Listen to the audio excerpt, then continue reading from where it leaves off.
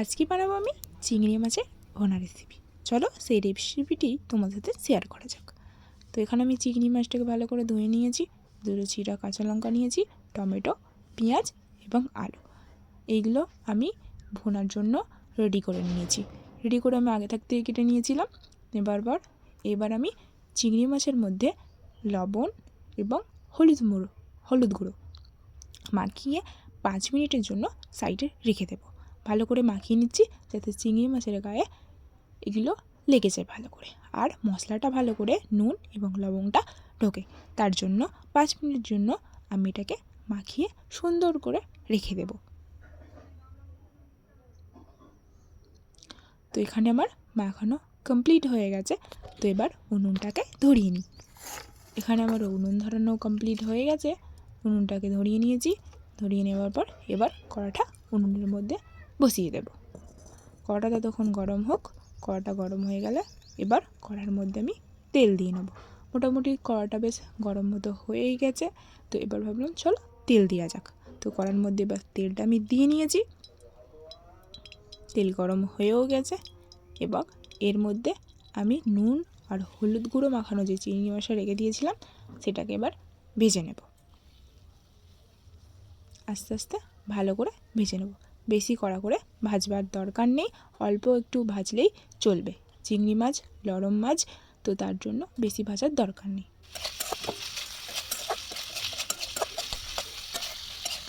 দেখো আমার চিংড়ি মাছটা ভাজা হয়ে গেছে। তো ভাজা হয়ে যাওয়ার পর এবার আমি প্লেটের মধ্যে চিংড়ি মাছটাকে আস্তে আস্তে তুলে নেব। চিংড়ি মাছটা তুলি ততক্ষণ, তারপর তোমাদের সাথে দেখাচ্ছি। তবে এখানে চিংড়ি মাছটা আমার ভাজা হয়ে গেছে। তারপরে অন্য একটু উনুনটাতে একটি হাঁড়ি বসিয়ে দিলাম। আমি যেহেতু ভোনাটা আজকে আমি হাঁড়িতেই বানাবো, তার জন্য হাঁড়ি বসিয়ে দিয়েছি। তেল দিয়ে নিয়েছি, তেলটা গরমও হয়ে গেছে। তারপর এখানে আমি দিয়ে নিয়েছি পরিমাণ মতো পেঁয়াজকে দিয়ে তারপরে একটু ভালো করে নাড়িয়ে ভেজে নেব। পেঁয়াজটা ভালো করে ভাজার দরকার নেই, পুরো লাল লাল করে, একটু কম করে ভাজলেই চলবে। তুমি দেখাচ্ছি কেমন করে আমি পেঁয়াজটা ভেজে, দেখো এরকম পেঁয়াজ ভাজলেই চলে যাবে।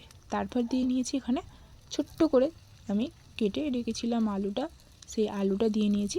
তারপর টমেটোটা আর দিয়ে নিয়েছি কাঁচা লঙ্কা দিয়ে চিড়ে রেখেছিলাম দুটো, ওটা দিয়ে নিয়েছি। দিয়ে নেওয়ার পর একটু ওই তেলের মধ্যে দিয়ে আমি আলুটা আর টমেটোকে একটু ভাজা করে নেব। ভাজার জন্য যাতে নুনটাও আলুর মধ্যে ঢোকে, তার জন্য আমি দিয়ে নেবো একটু পরিমাণ মতো লবণ। লবণটা দেওয়া হয়ে গেছে। দিয়ে নেওয়ার পর ভালো করে আমি এটা মাখিয়ে নেব, কষিয়ে নেব একটু, যাতে আলুটার মধ্যে এবং টমেটোর মধ্যে নুনের ফ্লেভারটা যায়। কষানো হয়ে যাবার পর, ভালো করে ভাজা হয়ে যাবার পরে আমি ওর মধ্যে দিয়ে নিয়েছি হলুদ গুঁড়ো, লঙ্কার গুঁড়ো, ধনের গুঁড়ো এবং জিরের গুঁড়ো। দিয়ে নেওয়ার পর ভালো করে এবার আমি এটাকে কষিয়ে নেব।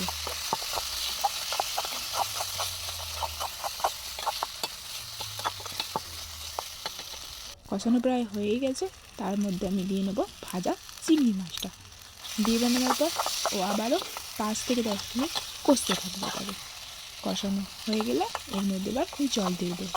তেল ছেড়ে গেলে তারপর জল দেবো। বেশি জল দেওয়ার প্রয়োজন নেই, কারণ আলুটা কষার সময়তেই ছোটো ছোটো করে কেটেছিলাম, ভাজাতে এবং কষাতেই আলুটা সেদ্ধ হয়ে গেছে। তাই এবার দেখো কি সুন্দর তেল ছেড়ে দিয়েছে না। তারপর দিয়ে নেব পরিমাণ মতো জল বেশি দেবে না, পরিমাণ মতো তোমাদের অনুযায়ী দেবে, কারণ জল বেশি লাগেও না, যেহেতু ভোনা আমরা কষা করেছি।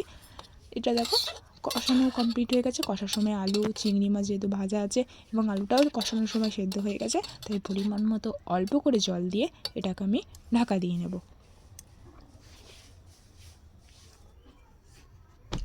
তারপর দেখো এখানে কি সুন্দর ফুটতে শুরু করে দিয়েছে না। তো আমরা ভাবলাম চলো ফুটে গেছে। তো ভিডিওটা আমি একদম এখানেই এন্ড করলাম। ভিডিওটি ভালো লাগলে একটি লাইক করবে, কমেন্ট করবে, শেয়ার করে দেবে। নতুন কোনো ভিডিওতে আবার তোমাদের সাথে দেখা হচ্ছে।